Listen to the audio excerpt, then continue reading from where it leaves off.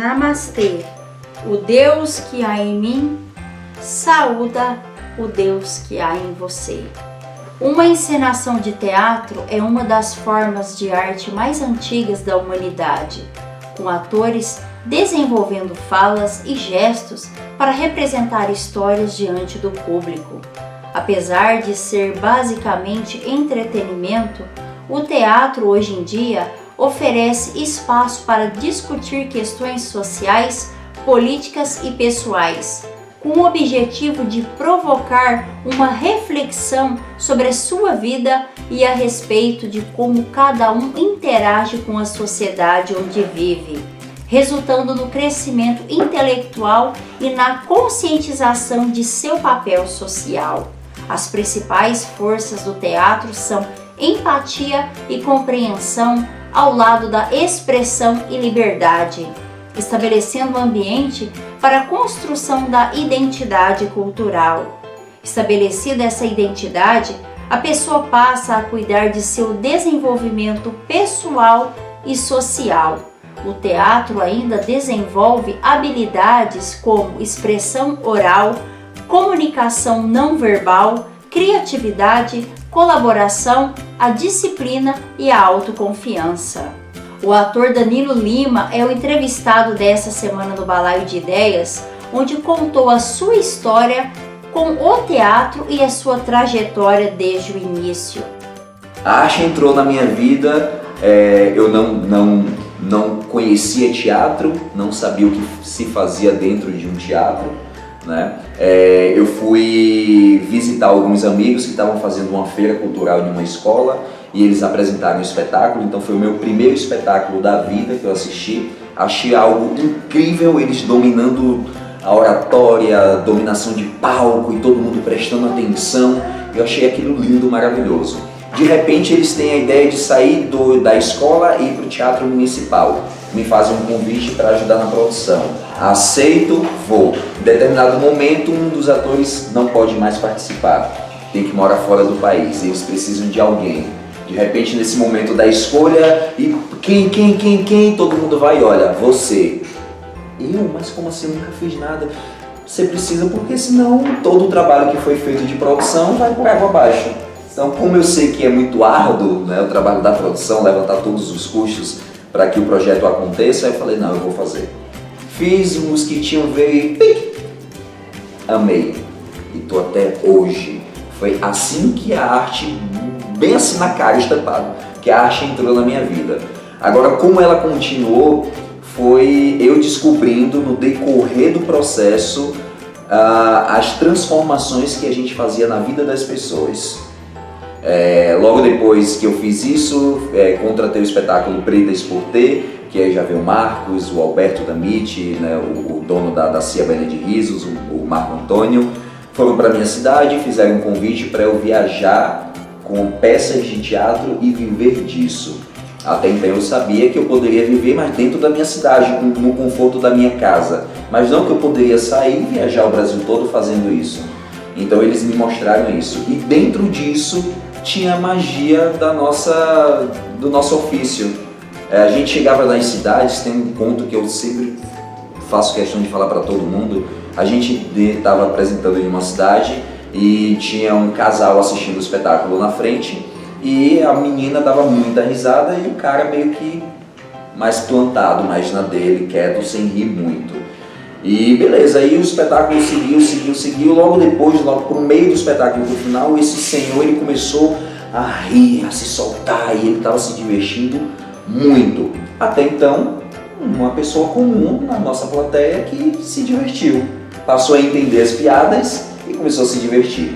Quando a gente retorna pro Rio, para nossa base, o Alberto recebe o e-mail daquela menina que era filha daquele senhor, relatando o que? Algum tempo atrás, ele tinha perdido a esposa, a razão da vida dele. Então, para ele, a vida não fazia mais sentido. Para que ele iria rir se o motivo do sorriso dele já não existia mais? No nosso espetáculo, foi a primeira vez que ele voltou a sorrir. Então, ela relatou isso de uma forma tão emocionada que a gente recebeu aquilo como... O Alberto olhou pra gente e falou, tá vendo? Esse é o nosso trabalho. A gente precisa da grana, a gente precisa para sobreviver, pagar nossas contas, para ter uma vida digna, mas assim, tem algo a mais no que a gente faz. A gente salva vidas. Imagina o que poderia acontecer na vida desse senhor se ele perdesse realmente a vontade de sorrir, que ele ainda está vivo. Então a gente entendeu que ali é um ofício. E ali ia viajando para outras cidades, levando teatro onde não tinha teatro. Nós somos um grupo, éramos um grupo e continuamos sendo esse tipo de profissional que a gente vai onde não tem uma estrutura de teatro. A gente não precisa de uma estrutura de teatro. A gente precisa de pessoas. Pessoas precisam de pessoas. E a gente entendeu isso muito rápido. Que a gente ia nos lugares mais inusitados para fazer nosso espetáculo, porque a gente entendia que a gente estava formando plateia, a gente estava formando cidadãos, a gente estava formando pensadores, a gente estava formando pessoas. Então entendemos também que nós somos educadores, que a nossa arte ela educa. Então depois disso a gente já não fazia e a gente trouxe isso como uma metodologia dos nossos projetos. Nunca vamos fazer o riso só pelo riso, o projeto só por fazer, a grana só pela grana, não. A gente precisa deixar a nossa sementinha plantada em todos os lugares que a gente for, a sementinha da sabedoria, da partilha, do amor, enfim, de vários outros assuntos. A gente entendeu que a gente poderia entrar e sair em todos os assuntos que a gente quisesse a partir da arte, através da arte. A gente conseguiria alcançar muito mais pessoas. Daí foi criando outras formas de trabalhar.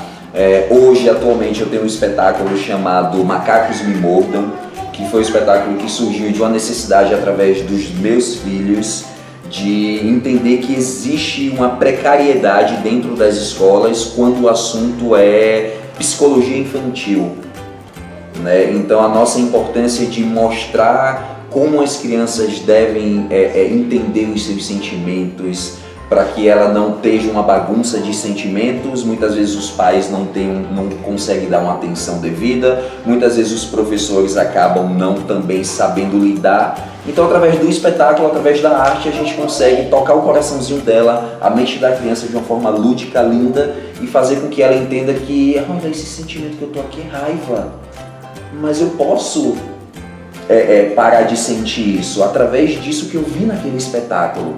Eu posso chamar minha mamãe e meu papai e contar para eles o que eu estou sentindo. E muitas vezes a criança ela age de uma outra forma, ela já pega aquele sentimento e já pega ali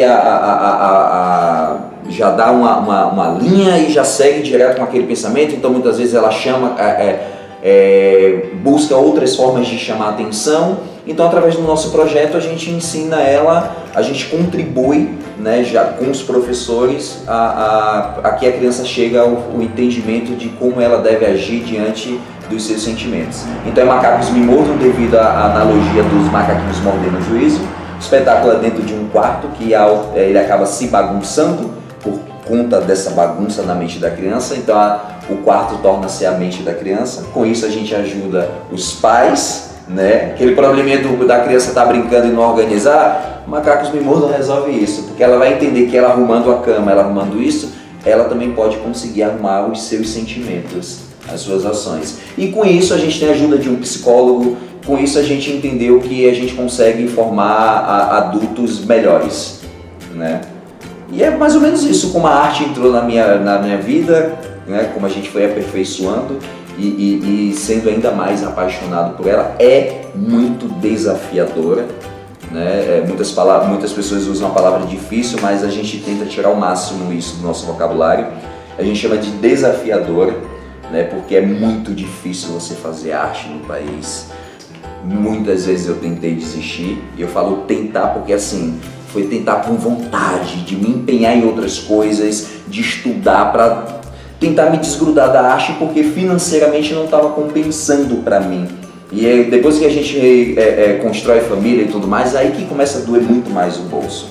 Só que também eu entendi que eu entrando nessas empresas nas quais eu fiz parte, até criei empresa própria também, me dediquei a outras empresas, para outras pessoas, para que elas chegassem aos seus sonhos.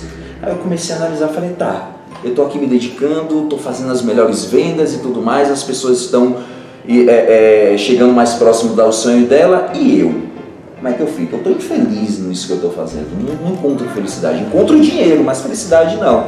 Já sei o que falta. A mesma dedicação que eu tenho em vender o projeto deles, eu preciso ter no meu. As mesmas ideias que eu crio para melhorar o projeto deles, eu preciso ter para mim.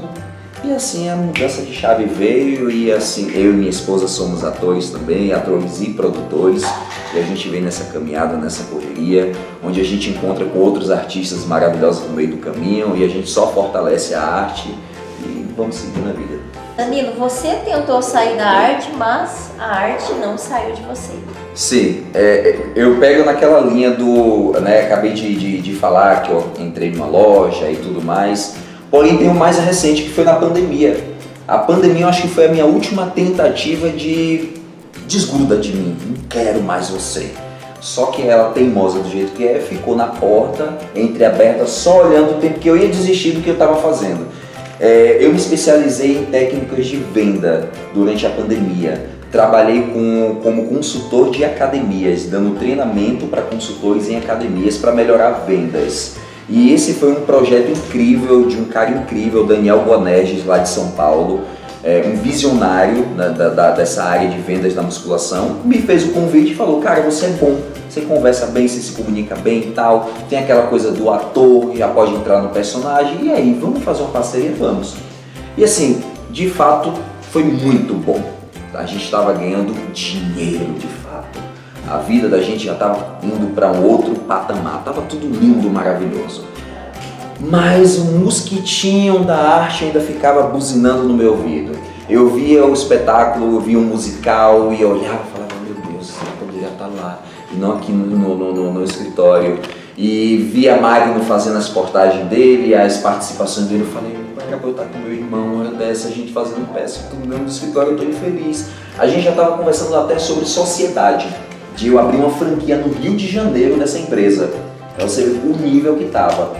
Só que assim, eu comecei a me passar mal, eu comecei a ficar sufocado, eu comecei a entender que tudo que eu criava para eles, eu poderia criar para mim e fazer com que o meu projeto, com que a minha vida na arte desse certo. Então foi aquela coisa a última esperança não, pô, tudo que eu estou vivendo aqui, tudo que eu aprendi sobre vendas, eu posso trazer isso para mim, experiência como produtor, porque tudo na vida é vendas. Você vende uma ideia, você vende um produto, você vende um serviço, você vende uma história, você vende um convite para ir tomar um açaí. Eu estou vendendo um convite para você, vamos tomar um açaí? Se você não tiver outra opção, vendi para você. Se você tiver outra opção, a gente vai debater uma venda, mas sempre vai acontecer uma venda, sempre vai existir uma venda. Então, entendendo isso, eu trouxe para o meu mundo, onde as coisas começaram a fazer sentido. E aí que eu vi que a persistência, ela é essencial para as coisas darem certo nas nossas vidas. Porque a gente precisa entender que é um batimento cardíaco tudo que a gente faz. A gente vai estar lá em cima, a gente vai estar embaixo, a gente vai estar em cima, a gente vai estar embaixo. A gente só não pode estagnar, porque aí a gente morreu, porque aí a gente perdeu o sentido da vida.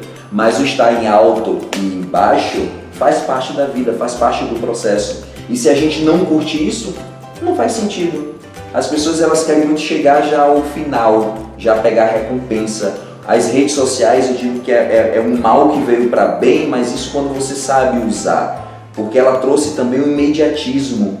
Então a nova geração hoje, ela trabalha em cima do imediatismo. Por isso que hoje o mal do mundo é os problemas psicológicos, que as pessoas entram na internet em busca de algo que seja rápido, mas não é.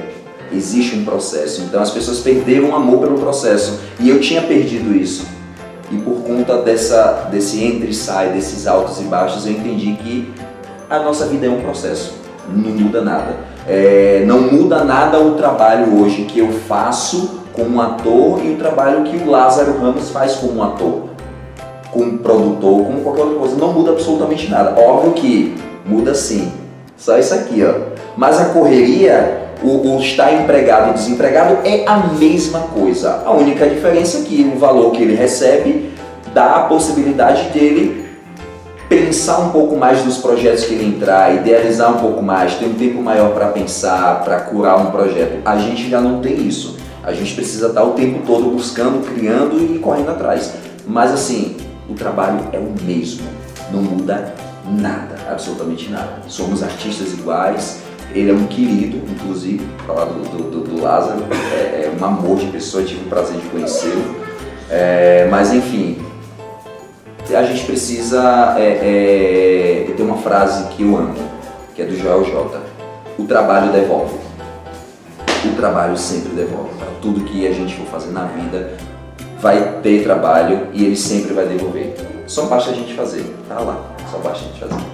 Dentro da sua experiência, aquilo que mais chamou a sua atenção, aquilo que realmente fez com que você não desistisse da arte. Eu acho que é uma bobagem desistir de um sonho, desistir de algo que você quer.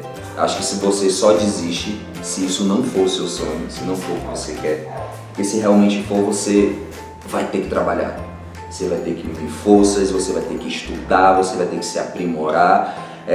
O estudo é primordial para tudo e sempre vai ser. Porque a gente precisa estudar para falar melhor, a gente precisa estudar para criar um projeto melhor, a gente precisa estudar para entender como funciona o mercado. Então assim, a aprimoração é essencial. E não desiste porque se desistir não chega. É simples e fato assim, se desistir do sonho, não chega no sonho. Ponto. E o que me fez não desistir até hoje foi uma pessoinha chamada Thiago Cardoso de Lima, meu primeiro filho. Quando ele nasceu, eu entendi que eu precisava ser aquilo que eu sonhei em ser, para dar o exemplo para ele que ele pode ser o que ele quiser, basta ele se dedicar que ele vai chegar lá. Então eu vou chegar lá, eu estou lá porque eu quero que meu filho também esteja. Porque também essa coisa de chegar, de fama e tudo, para mim é muito relativo, né? Porque a fama para mim, o chegar lá, o ter sucesso para mim eu já tenho, porque eu já impactei milhares e milhares de cidades pelo país com os nossos espetáculos, então isso para mim é ter sucesso. Hoje voltar para a cidade de Frutal e ver pessoas daquela época olhando e falando assim, eu assisti o seu espetáculo, que aconteceu algo lindo. A gente fez a apresentação semana passada aqui e um casal olhou. A primeira vez que a gente assistiu vocês, quando vocês vieram aqui pela primeira vez, a gente namorava e a gente veio de bicicleta. Hoje nós somos casados e nossa vida mudou. Então a gente fez parte da vida dessas pessoas, ao ponto de elas chegar pra gente lembrar. Então sim, somos pessoas de sucesso. Todos nós somos pessoas de sucesso. Cada um tem o seu sentido ali de sucesso. Mas é isso. Pelo que vimos, o teatro desempenha um papel vital na vida do ator e passou a ser, além de uma profissão, uma atividade de educação e aprendizado, dando oportunidade de desenvolver habilidades acadêmicas, criativas e sociais. Com o teatro, é possível explorar a história, a literatura, a cultura e desenvolver habilidades de comunicação, expressão e trabalho em equipe. Gostou do nosso conteúdo? Venha fazer parte do Balaio de Ideias dando a sua sugestão para novos vídeos por meio do e-mail ou se quiser que a mensagem chegue mais rápido até nós, use o nosso WhatsApp. Assista aos vídeos, curta, faça sua inscrição no canal, ative o sininho para receber as notificações e fortaleça o nosso trabalho compartilhando as ideias do canal que são construídas a partir das sugestões que recebemos. O pensamento de hoje é sobre o teatro. Augusto Cury escreveu o seguinte: a mente humana é um grande teatro. Seu lugar não é na plateia, mas no palco, brilhando na sua inteligência, alegrando-se com as suas vitórias, aprendendo com as suas derrotas e treinando para ser a cada dia autor da sua história, líder de si mesmo. Namastê!